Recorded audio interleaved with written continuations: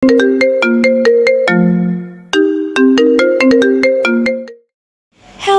just sit back, chill, and action!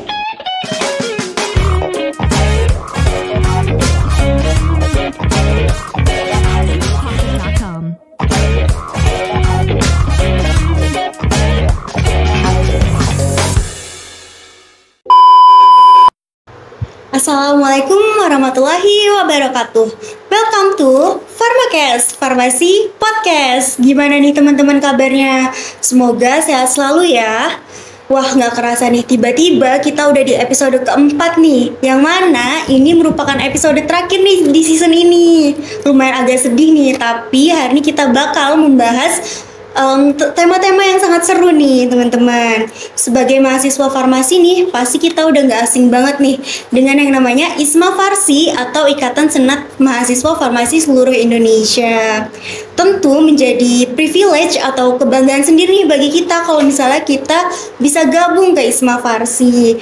Maka dari itu di episode keempat ini atau episode terakhir nih kita bakal membahas tentang how to be part of ISMA Farsi.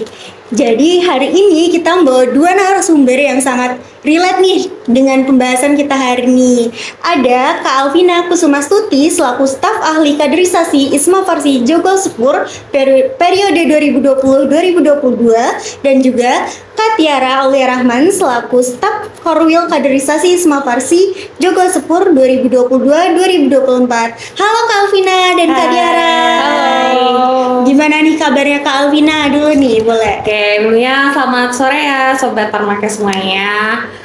Terima kasih untuk waktunya pada sore hari ini. Aku Alvina dan salam kenal juga untuk teman-teman semuanya. Alhamdulillah aku hari ini sehat. Dari kamu gimana nih hari ini? Sehat juga? Enggak, sehat juga dong Kak. Oke. Kak Tiara nih gimana nih kabarnya? Oke, terima kasih. Siapa tadi kita namanya? Oh iya, lupa nih saking excitednya aku belum kenal sobat-sobat Pharmacast. Aku Nadra Dinda ya teman-teman, yang akan membantu acara podcast hari ini. Oke, Boleh nih Kak Nadra ya? Iya benar. Alhamdulillah sama seperti Mbak Alvina. Alhamdulillah kabarnya hari ini baik. Semoga setelah hari ini juga akan banyak kabar yang baik juga yang datang pada. Amin. Amin. Oke, mungkin nih untuk mempersingkat waktu ya. Kan tadi temanya how to be part of ISMA Farsi nih. Mungkin dari sobat-sobat Pharmacast juga masih ada yang belum tahu nih, apa sih ISMA Farsi itu? Boleh nih dari Kak Alvina. Oke, ya jadi udah banyak yang tahu ya. Mungkin udah banyak yang dengar juga ISMA Farsi itu apa. Tapi secara singkatnya bahwa ISMA Farsi itu suatu organisasi yang organisasi itu adalah sebagai suatu rumah untuk seluruh mahasiswa S1 farmasi. Jadi farmasi itu terdiri kan ada D3, ada S1 gitu ya. Tapi untuk ISMA Farsi ini menaungi untuk mahasiswa S1 seperti itu. Dan ISMA Farsi ini organisasi yang berskala nasional teman-teman. Jadi kita terjalin hubungannya, relasinya dengan mahasiswa S1 farmasi di seluruh Indonesia. Gitu. Berarti ini khusus mahasiswa S1 ya. Farmasi ya? Iya, benar banget, khusus S1. Oke, tadi kan udah dijelasin nih apa sih ISMA Farsi itu. Nah sekarang aku mau tanya nih, sebenarnya tujuannya apa sih ISMA Farsi itu Kak Tiara nih? Boleh. Ini giliran pertanyaan yang susah adanya gitu ya. Oke teman-teman, mungkin tadi juga sudah disinggung begitu ya terkait dengan pengertian ISMA Farsi. Mungkin teman-teman juga kenalnya dengan sebutan Ikatan Senat Mahasiswa Farmasi begitu ya. Adapun mungkin tujuan gitu ya, kenapa sih dibentuknya ISMA Farsi ini? Yang pertama pasti adalah memecahkan suatu masalah gitu ya. Karena di setiap organisasi, kemudian setiap didirikannya sebuah organisasi itu pasti ada sebab dan akibat gitu. Jadi mungkin tujuan secara khusus itu bisa menyatukan beberapa pendapat dari universitas. Jadi ISMA Farsi itu sendiri terdiri dari universitas gitu ya, baik dari di setiap wilayah maupun nanti di setiap nasional ataupun nanti di seluruh Indonesia. Sehingga dari pendapat-pendapat dari seluruh lembaga eksekutif mahasiswa yang ada di seluruh Indonesia ini yang tergabung menjadi anggota ISMA Farsi disatukan pendapatnya, disatukan opininya. Untuk apa? Untuk tujuan si ISMA Farsi ini terlaksana. Kedepannya semua agenda kegiatannya itu dapat terlaksana dengan melibatkan seluruh anggota ISMA Farsi seperti itu. Oke. Nah, terus aku mau tanya nih, Iya. Isma Farsi ini apa sih yang bikin beda dari organisasi lainnya?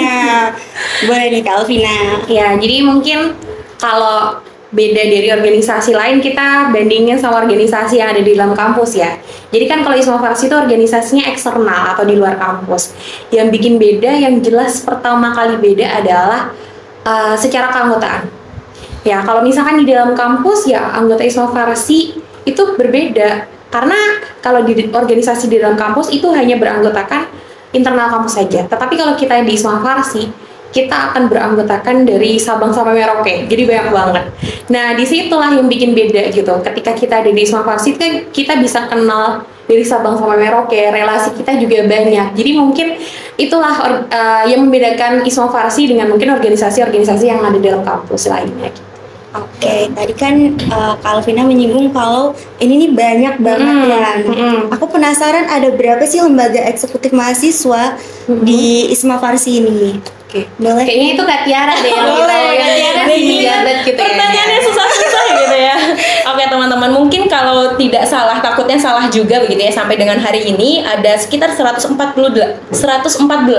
lem yang tergabung di Isma Farsi Nasional. Tapi terkhusus kita nih ya, teman-teman di wilayah Joglo Sepur gitu ya, Jogja, Solo, Semarang dan Purwokerto itu kurang lebih ada 18 lem yang tergabung di Isma Farsi. Wow, banyak banget Lumayan ya. banyak Dan itu banget. terus berkembang setiap Iya, tahunnya insya Allah pasti. bertambah ya, Bertambah terus. Insya Allah.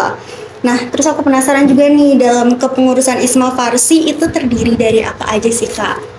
Oke, jadi mungkin kalau kepengurusan tuh kita banyak macam ya. Yang pertama untuk di nasional, jadi kan kita tuh terbagi dalam beberapa wilayah.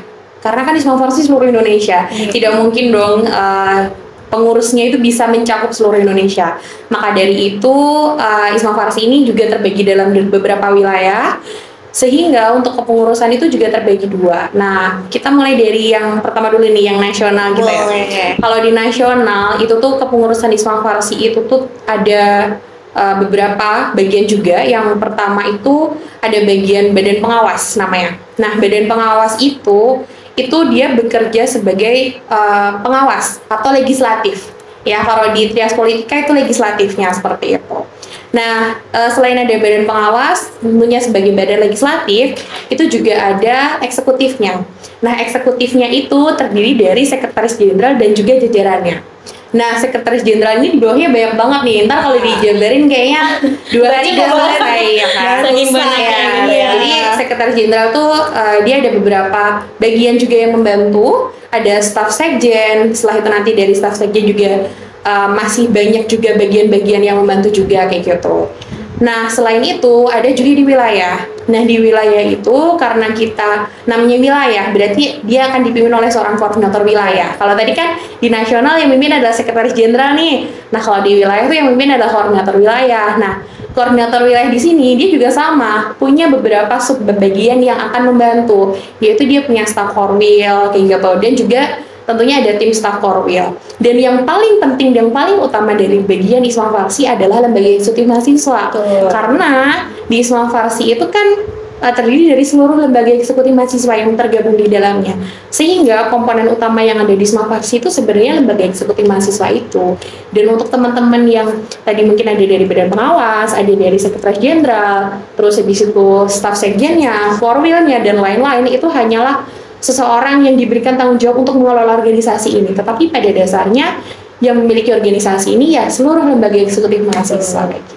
Oke, wah menarik banget nggak sih sobat-sobat Farmakes? Tadi kan udah dijelasin nih tentang Isma Farsi. Terus pasti sobat-sobat Farmakes juga penasaran nih, sebenarnya di Isma Farsi itu kegiatannya ada apa aja? Boleh Kak Tiara nih? Oke, sekarang kita geser kegiatannya. Kegiatan. Mungkin yang teman-teman nggak asing gitu ya dengar event-event dari wilayah maupun dari nasional.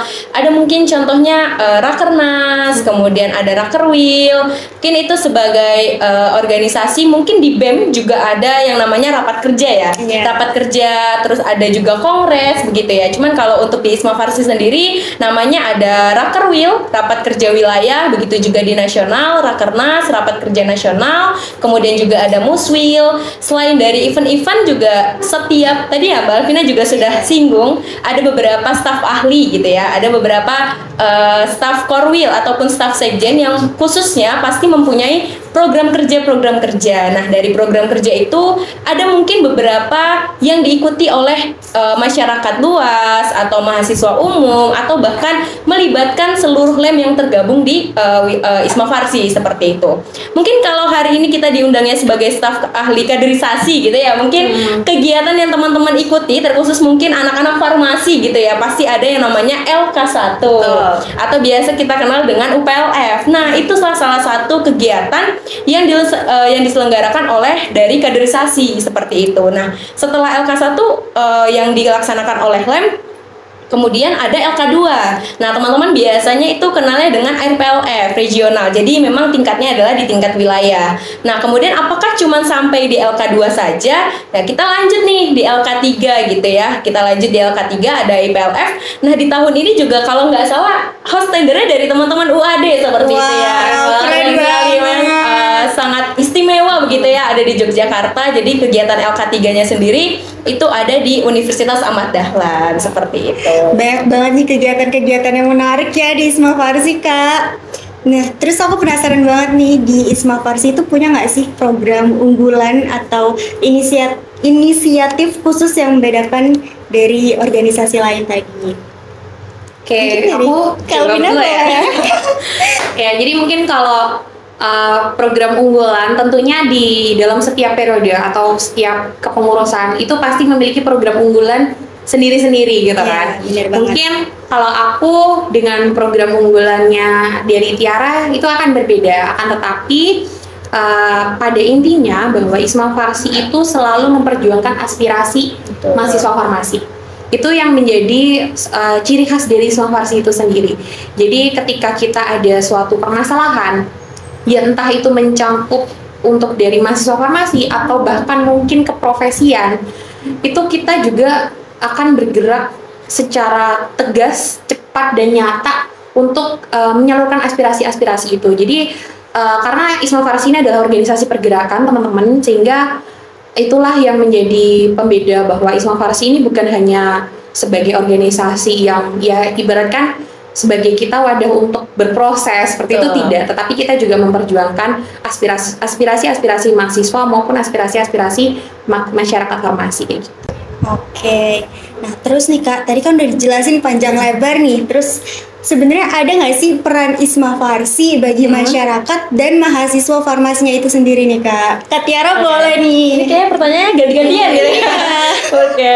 Kalau ditanya soal peran masyarakat begitu ya teman-teman, karena kita di wilayah juga itu punya staf ahli pengabdian masyarakat. Tentunya kita juga melibatkan peran dari mahasiswa untuk terjun langsung ke masyarakat. Mungkin bukan hanya di Isma Farsi ya, mungkin di organisasi-organisasi yang ada di lemnya masing-masing itu juga menerapkan hal tersebut. Jadi sehingga dengan program kerja yang kita buat, yang seperti tadi Mbak Alvina bilang, keresahan dari beberapa universitas ataupun beberapa lem kita kembangkan. Bukan hanya sasarannya untuk mahasiswa, tapi kita juga sasarannya adalah untuk masyarakat. Supaya apa? Supaya masyarakat itu merasa bahwasanya peran Isma Farsi ini tuh nyata, ada loh gitu loh. Maksudnya seperti mungkin bencana-bencana alam ya Mbak Alvina ya. Kita juga cari donasi kemudian kepada masyarakat, sekaligus kita juga memperkenalkan, oh ternyata organisasinya mahasiswa tuh bukan hanya BEM loh, terkhusus mungkin untuk teman-teman farmasi begitu ya, bukan hanya BEM yang diikutin ataupun DPM, ataupun kalau teman-teman kuliah di Muhammadiyah bukan hanya IMM seperti itu, juga ada Isma Farsi, sehingga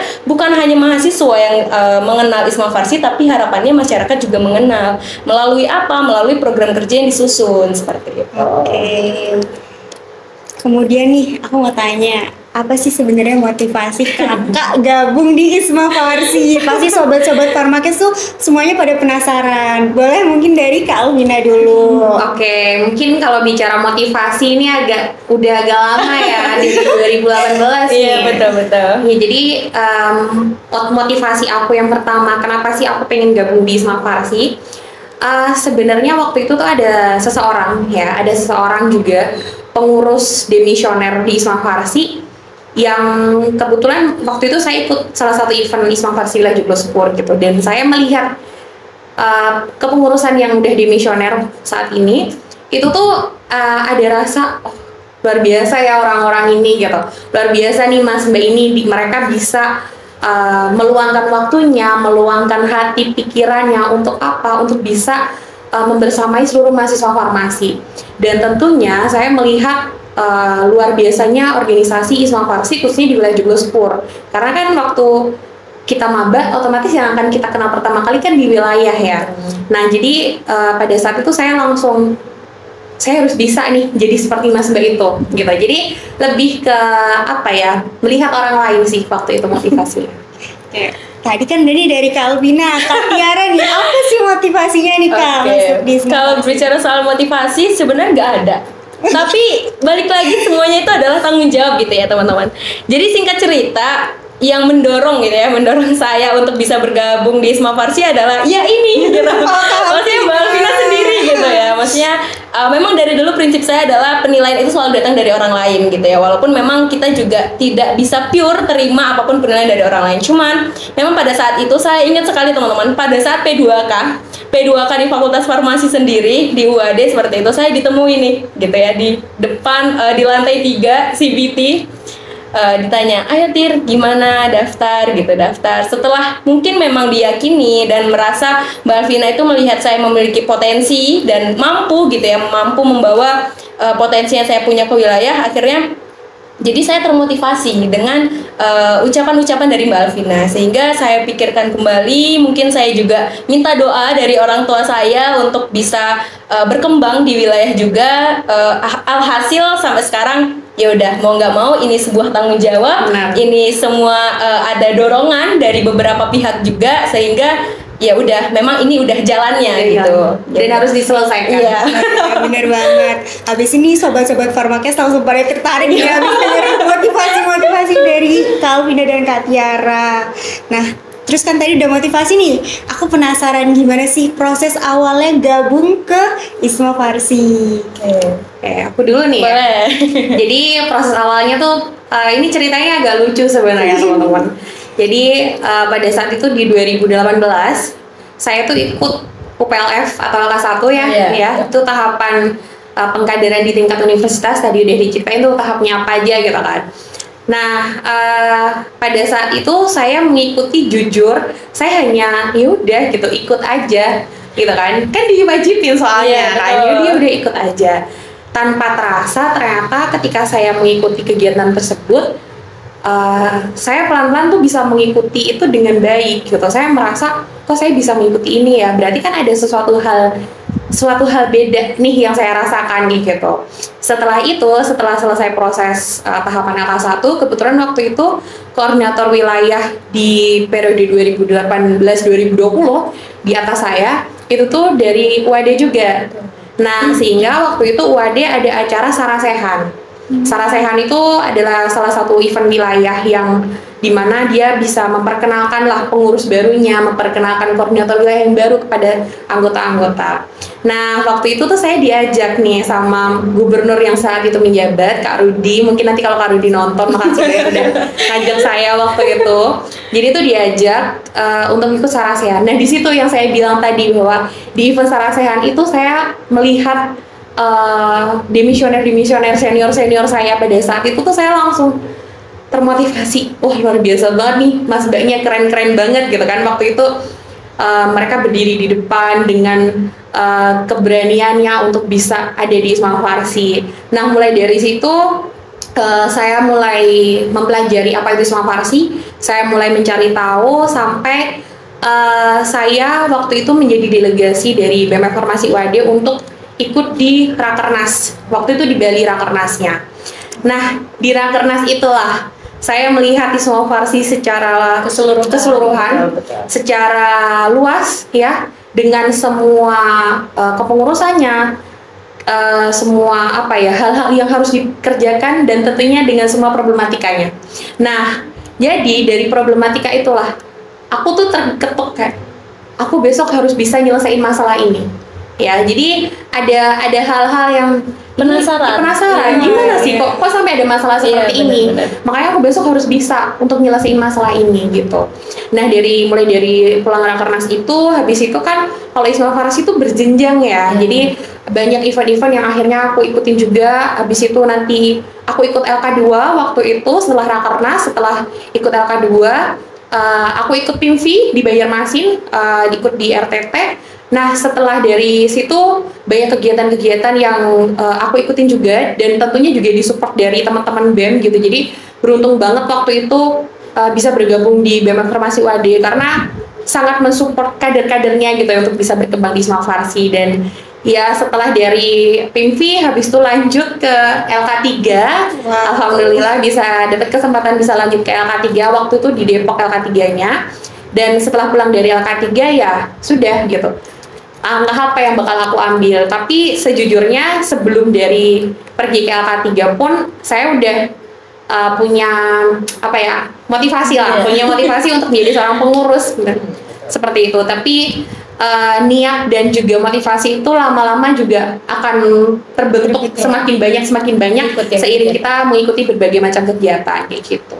Tadi kan udah nih menarik banget ceritanya Kak Alvina. Kak Tiara, apakah ada cerita lain nih yang seru? Bisa? Kalau proses awal ya, melihat mungkin dari pelaksanaan LK1, karena teman-teman sebelum saya menjadi SA kaderisasi, saya juga menjadi panitia gitu ya, bagian dari LK1 atau mungkin di teman UAD itu adalah UPLF seperti itu. Nah, pada saat itu adalah saya menjadi koordinator humas.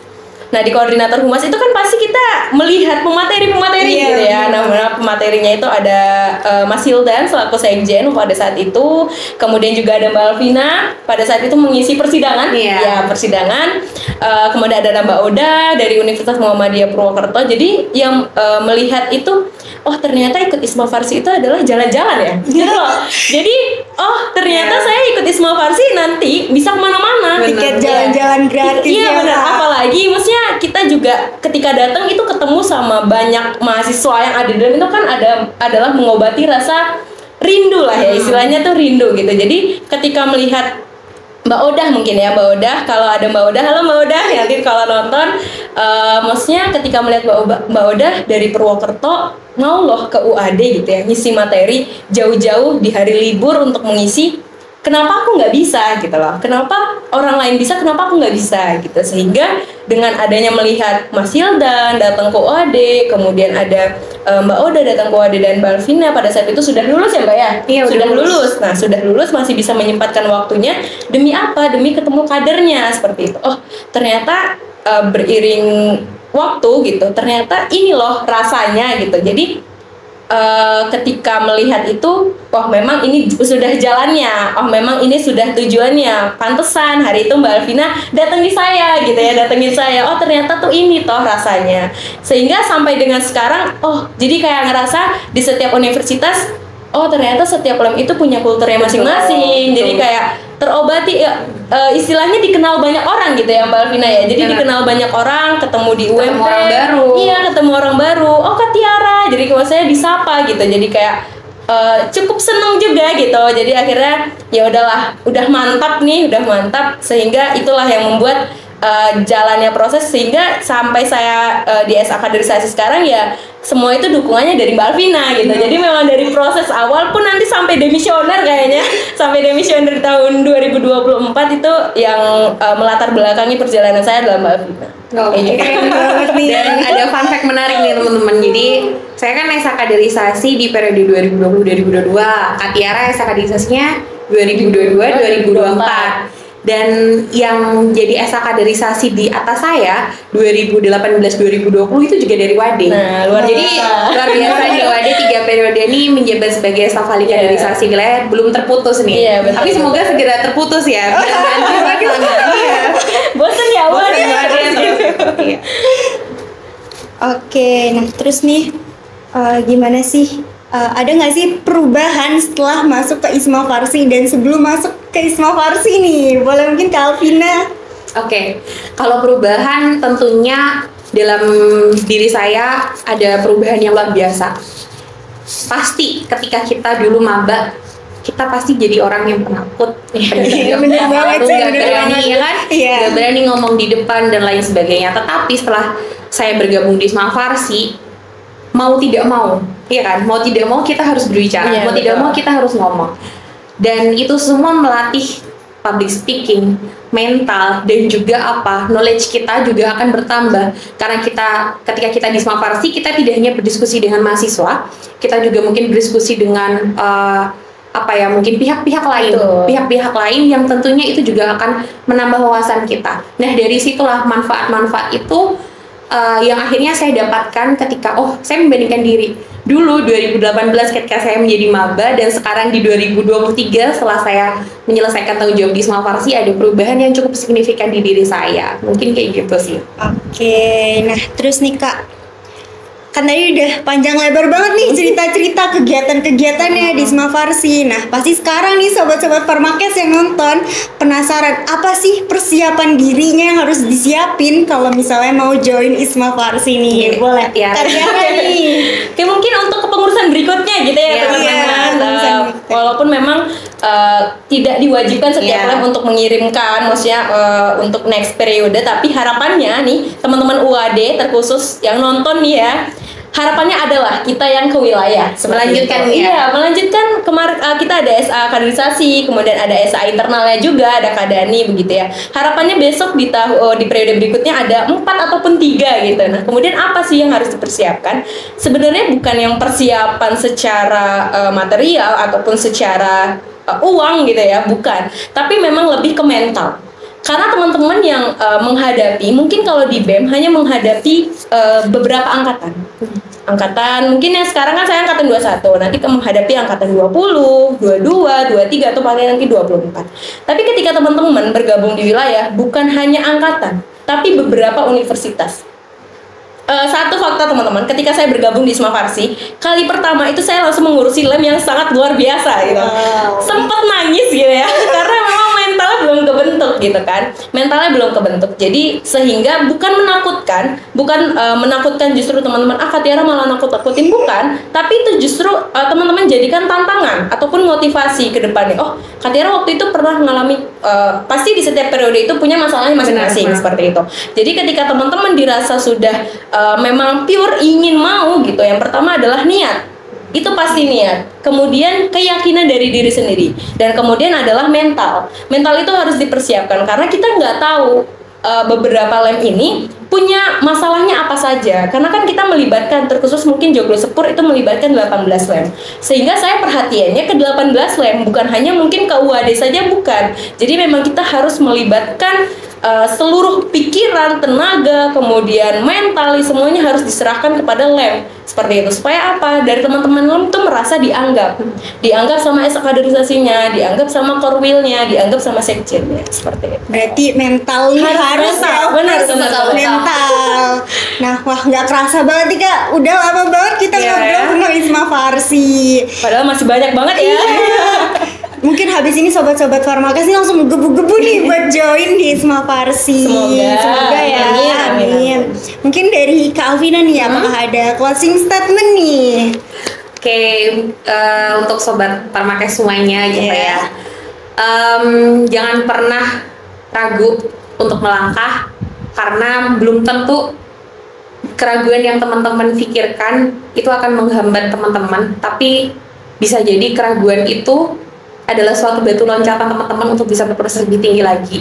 Jadi kalau mungkin sekarang teman-teman masih ragu, coba ubah mindsetnya bahwa Isma Farsi itu bukan suatu tempat untuk kita istilahnya hanya berproses secara biasa gitu. Tapi Isma Farsi adalah suatu rumah, percayalah, tidak ada rasa penyesalan.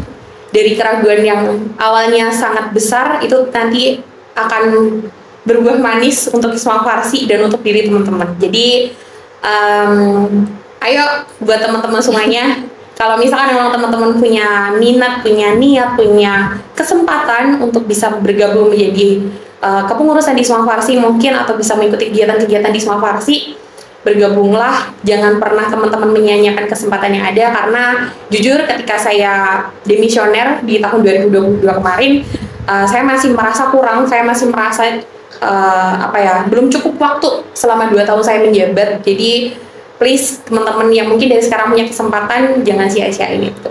Oke, mungkin untuk Kak Tiara nih closing statementnya. Closing statement, karena ini juga saya sudah demisioner, mau demisioner gitu ya.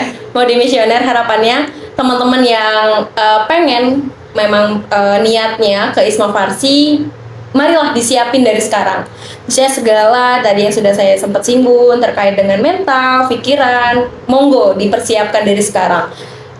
Harapannya teman-teman itu juga bisa keluar dari zona nyaman. Benar. Yang biasanya teman-teman hanya berkembang di lem. Benar. Teman-teman juga harus berkembang di luar juga, keluar dari zona nyamannya. Coba biasa di lem itu megangnya misal kasrat. Nah, silakan teman-teman bisa, siapa tahu bisa berkembang di eksternal, punya skill IT, silahkan bisa dikembangkan. Jadi keluar dari zona nyaman itu sangat-sangat perlu, karena sekiranya kalau kita hanya berkembang dalam satu bidang, di dunia pekerjaan itu kita harus bisa di semua bidang. Iya, gitu. benar. Nah, jadi harapannya dari sekarang harus teman-teman biasakan untuk keluar dari zona nyaman yang udah teman-teman peroleh selama ini. Kemudian yang terakhir, teman-teman jangan pernah menyepelekan orang, karena disepelekan itu rasanya sakit banget. Luar biasa sakitnya itu mengalahkan mungkin diputusin pacar ya. lebih sakit ya kayaknya kalau teman-teman disepelekan. Cuman ketika teman-teman disepelekan sama oleh orang lain, harapannya teman-teman juga bisa menunjukkan hal apa yang bisa dikeluarkan dari diri sehingga orang-orang yang menyepelekan tersebut bisa, oh ternyata dia nggak seperti itu. Benar. Gitu. Kita harus buktiin bahwa diri kita tuh Betul. ada, diri kita tuh bisa. Diri kita tuh Betul bisa banget gitu. nih. Oke, mungkin aku mau ngucapin nih terima kasih buat Kak Alvina dan Kak Tiara udah sama-sama. ngeluangin waktunya Makasih banyak. buat ngisi acara podcast hari ini nih, episode terakhir nih Kak. Aduh, sedih ya. Sedih udah ya. Udah mau selesai. Sedih banget. Dan aku juga mau terima kasih banget nih untuk penonton-penonton setia nih, sobat-sobat Pharmacast yang udah nonton kita dari menit awal sampai akhir dan juga episode 1 sampai 4. Mungkin dari aku, Kak Alvina dan Kak Tiara pamit undur diri. Wassalamualaikum warahmatullahi wabarakatuh. See you di Pharmacast tahun depan. Dadah guys.